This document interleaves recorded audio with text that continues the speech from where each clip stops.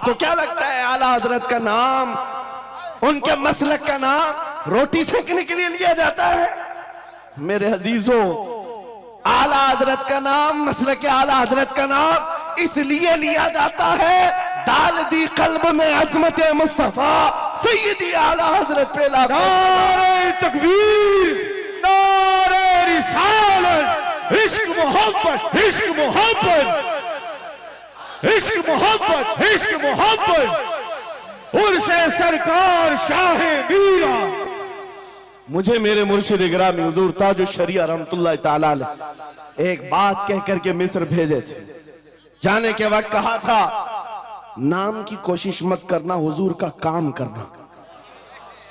और उन्होंने ये शेर पढ़ करके कहा था, आखिरी महफिल थी उस वक्त, मेरी तालिब इल्मी की जमाने की बात कर रहा हूं, ये पढ़ करके बयान किया था, आला हजरत को देखना। उन्होंने ये खुद कहा है, बेनिशानों का निशान मिटता नहीं, मिटते मिटते नाम हो ही जाएगा। आला हजरत उस सिक्के राइजुल वक्त का नाम है जिसने हर दिल पर राज किया, हर खानकाह पर राज किया है। मेरा एक जुमला मैं अक्सर मजमों में कहता हूं, अक्सर तकरीरों में कहता हूं, एक बात समझ करके चलो शाह मीरा के उर्स में आने वालों, मेरा एक फार्मूला सुनना है। अगर इज्जत चाहते हो, वकार चाहते हो, ये जुमला याद करो, उनकी बात करो, हर दिल पे राज करो। बस रसूलुल्लाह की बात करो, हर दिल पे राज करो। आज हमारी जो इज्जत है मेरे अजीजों, ये खानकाह है अशरफिया और यहां खानकाह है शाह मीरा है, जिनके सामने मैं खड़ा हूं। लेकिन आपको मैं बताऊं, मैं अपनी किस्मत पर फख्र करता हूं। यही वक्त होगा, कल की रात में माररा मुतहरा में मौजूद था, वहां सादात किराम के सामने अजीजा ने गिराम, ये अहले बैत अतहार के इन तमाम मिंबरों का सफर करते करते हमें एक पावर मिलता है, ताकत मिलती है। और आला हजरत का वो मिशन समझ में आता है कि आला हजरत ने रसूलुल्लाह के दरबार की नौकरी की थी। मेरे आका की दरबार की नौकरी का सदका अल्लाह ने उन्हें ऐसे अता किया है। मैंने मिस्र जाकर देखा है, अफ्रीका में देखा है, अमेरिका वगैरह हम गए नहीं, लेकिन जानते हैं जहां कहीं उर्दू बोलने वाला हो, बल्कि मैं तो अरबी दान लोगों को सुनाऊं। मिस्र की सरजमीन पर हर जुमा एक जगह मौलूद शरीफ हुआ करती थी, हम हिंदुस्तानी तलबा वहां जाते थे।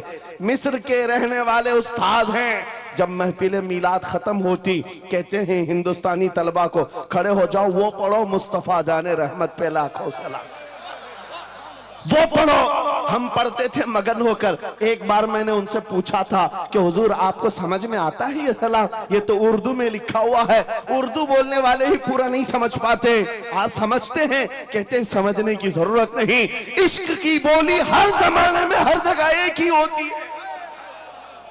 इश्क में बोला हुआ वो कलाम है, अरबी हो कि हिंदी हो, दिल को समझ में आने लगती है।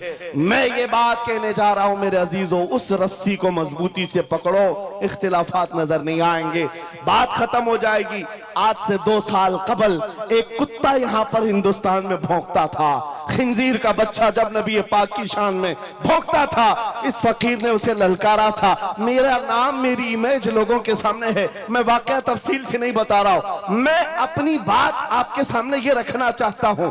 जिस वक्त उस खबीस मलऊन को पुकारा, आपको पता है हम तो एक छोटे से इलाके से उसको पुकारे थे, लेकिन निशाना सटीक जाकर लगा और उसके बाद कुत्ता बिलबिलाया भी, मैदान में आने की बार बार कोशिश करता रहा, लेकिन अब तक वजूद नहीं है। लेकिन उसके बाद मैंने देखा है, महीना, 2 महीना, 3 महीने गुजरे होंगे, हर मुल्क से, अफ्रीका से, ऑस्ट्रेलिया से, न्यूजीलैंड से, अमेरिका से, हर जगह से लोगों ने मुझे मैसेज भी किए, खुतूत अरसाल किए, वहां से रिसाले भेजे और दादो तहसीन के साथ दुआएं दी।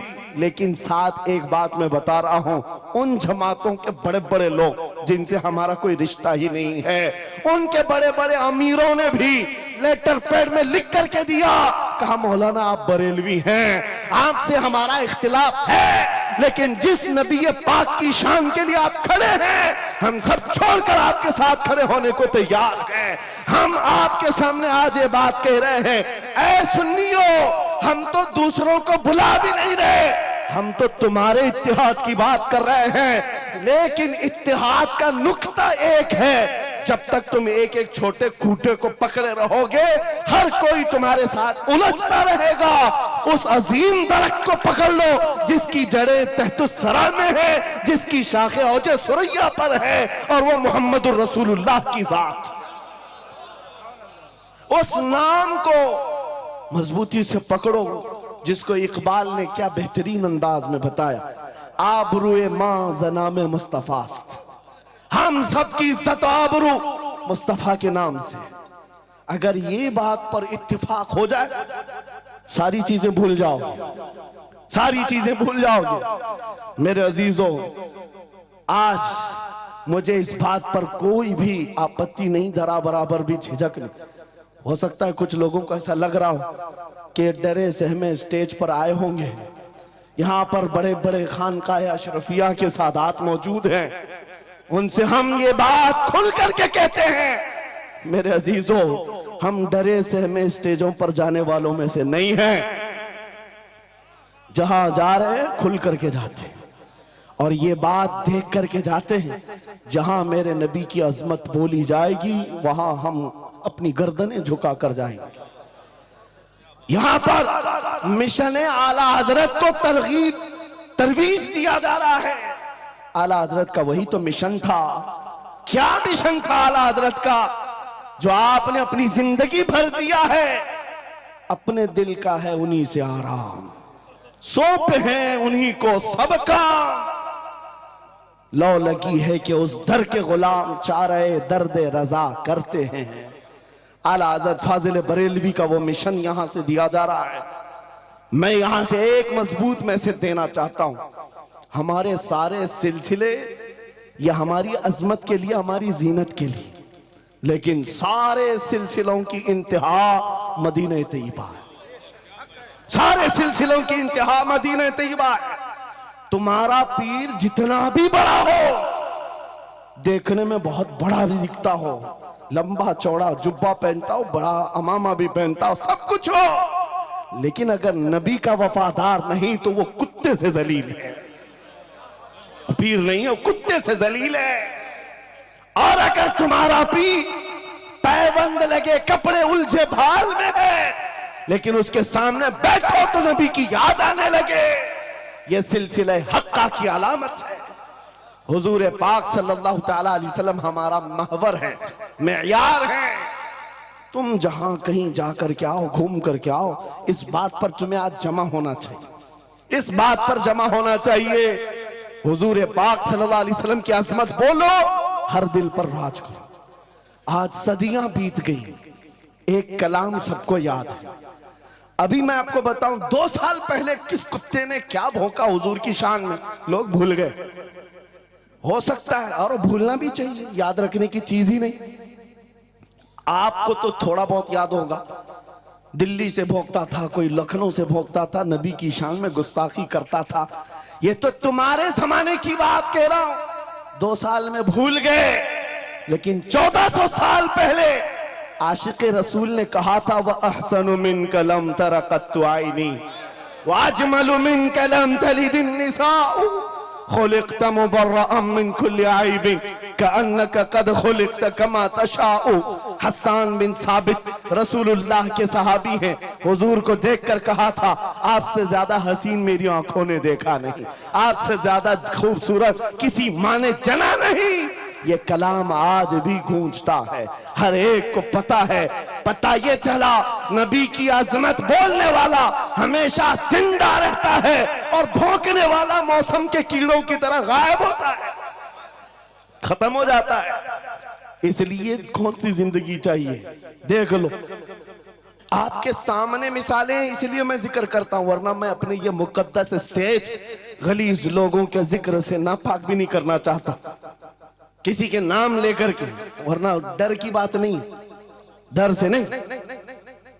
आपको पता है, एक राफजी कुत्ता दीन बदल कर निकला था, लखनऊ से धर्म परिवर्तन और मीडिया की सुर्खियां बटोरने के लिए हॉट कुर्सी पर जाकर बैठकर, ये सब प्रोपेगेंडा है।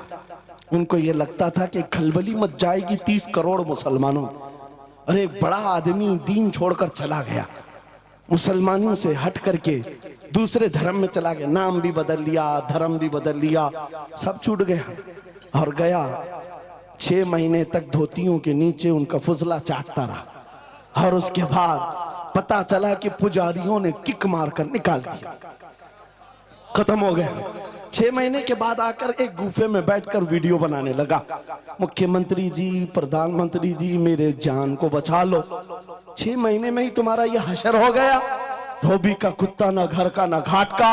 100 साल पहले आला हजरत ने ये फरमाया था, या रसूल अल्लाह, जो तेरे दर से यार फिरते हैं, दर बदर यूं ही खार फिरते हैं। नारे तकबीर, नारे रिसालत, अज़मते मुस्तफा, लब्बैक लब्बैक लब्बैक या रसूल अल्लाह, लब्बैक लब्बैक लब्बैक या रसूल अल्लाह। बस ये दौलत तुम्हारे अंदर आ जाए, जब मिंबरों के करीब हो जाओ, जब कभी मसाजिद या खानकाहों के करीब हो जाओ। औलिया कामिलीन का अदब अपनी जगह पर, वो असल नहीं है, असल वो रसूलुल्लाह की जात। मौलाना रोम फरमाते हैं, मौलाना जलालुद्दीन रूमी औलिया के बारे में कहते हैं कि कुछ लोग ये समझ बैठते हैं कि औलिया हमारे पीरान इज़ाम, मेरे अजीजों, ये जरिया है नबी तक पहुंचाने का। और अगर कोई पीर तुमको रसूलुल्लाह तक नहीं पहुंचा रहा है तो फिर वो 2 नंबर वाला है। वो हुजूर की अजमत नहीं बताता, हुजूर तक नहीं ले जाता, वो 2 नंबर का है, झूठा है। मौलाना रोम फरमाते हैं, शीशे पर कभी दिन के वक्त सूरज की रोशनी पड़ती है और शीशे को तुम जिधर घुमाओ सामने भी रोशनी पड़ती। बचपन में हम करते थे, छोटा सा शीशा लेते, सूरज को दिखाते और उस पर रोशनी आती है, जिधर भी करो इधर उधर रोशनी जाती रहती है। मौलाना जलालुद्दीन फरमाते हैं, वो जो जमीन पर इधर उधर रोशनी घूम रही है वो शीशे की रोशनी नहीं है, धोखा मत खाना, ये सूरज की रोशनी है। सूरज की रोशनी जो शीशे पर पड़ी और ये शीशा जिधर घूमा उधर रोशनी। इसलिए याद रखना, पूरी जमीन पर जितने औलिया कामिलीन हैं ये शीशे के मानंद हैं। इनके दिलों पर जो रोशनी पड़ती है वो मदीना तैयबा गुंबद खजरा से आती है और ये फिर जिस तरफ जाते हैं उस तरफ रोशनियां होती हैं। लेकिन साथ में तुम्हें ये याद रखना कि ये रोशनियां असल नहीं, इनके कल्ब पर जो रोशनी पड़ रही है वो गुंबद खजरा से आ रही है। बस वो असल चीज को मजबूती से पकड़ो। कुरान यही कहता है, वातसिमू बिहब्लिल्लाहि जमीआ, अल्लाह की रस्सी को मजबूती से पकड़ लो। आबरूए माज़ना में मुस्तफास, उनके जो हम गुलाम थे, खल्क के पेशवा रहे, उनसे फिरे जहां फिरा फिराई कमी वखार में। सबब कुछ और है जिसे तू खुद समझता है, जवाल बंदे मोमिन का बेजरी से नहीं। इकबाल ने कितने अच्छे अंदाज में ये मैसेज दिया था। आपको एक बात मैं बताऊं, पेट में दर्द हो रहा है और आपको पता है किसी को भी, अल्लाह ना करे, कैंसर है, लेकिन फिर भी वो छुपाते हुए ये कह रहा नहीं गैस हुआ है, हाँ एसिडिटी हुई है, चूरन खाए घूम रहा है। अरे बड़ी बीमारी है, तुझे पता है अगर तो खुल करके इलाज कर ले। इकबाल कहते सबब कुछ और है जिसे तू खुद समझता।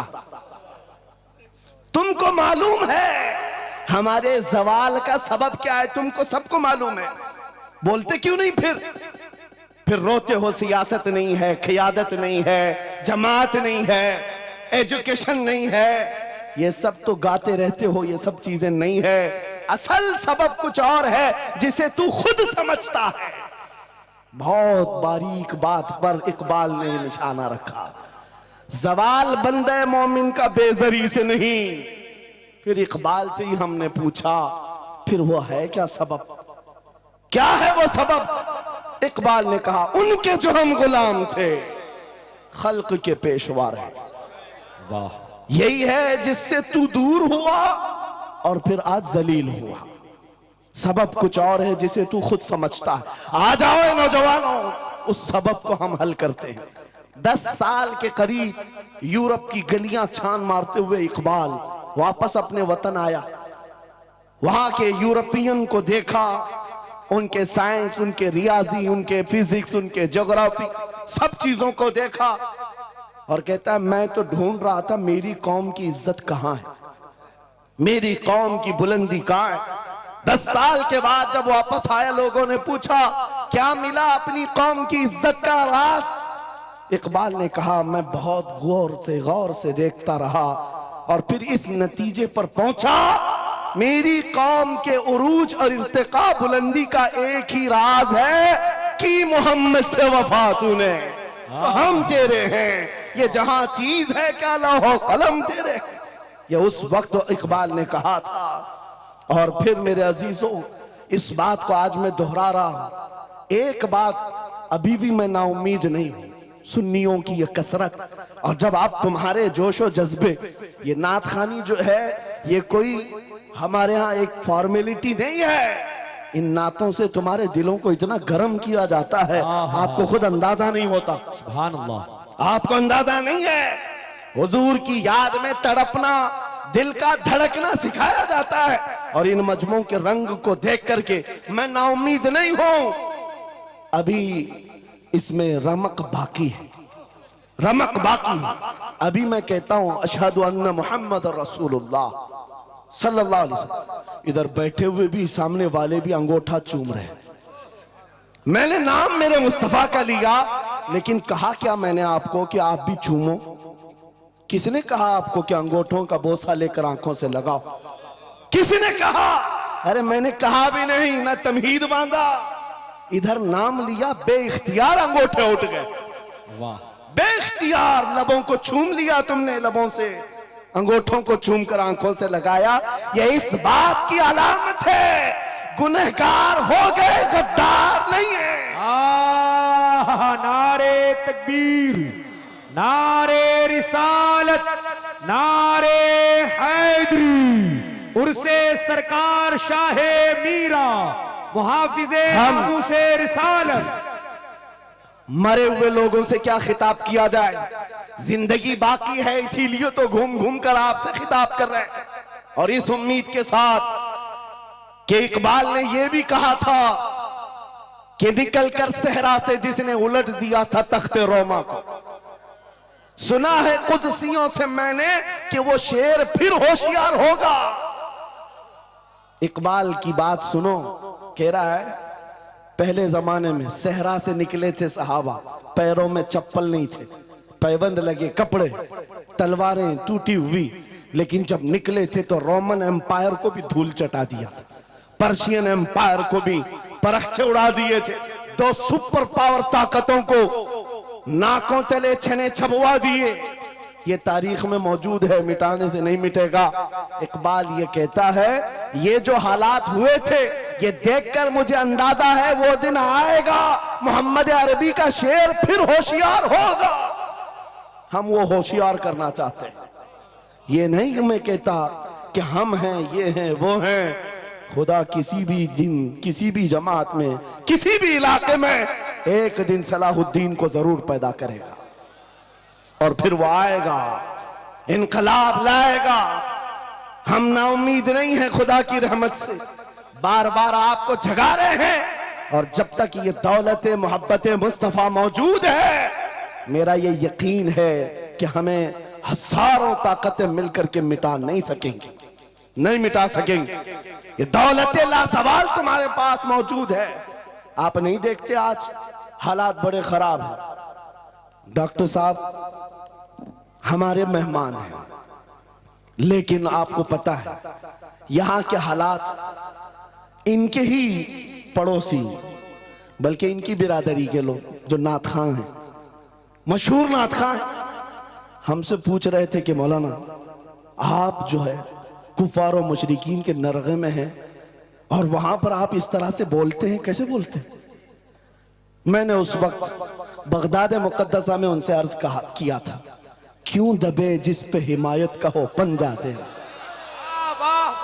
क्यों दबे जिस पे हिमायत का हो पंजा तेरा, शेर को खतरे में लाता नहीं कुत्ता तेरा।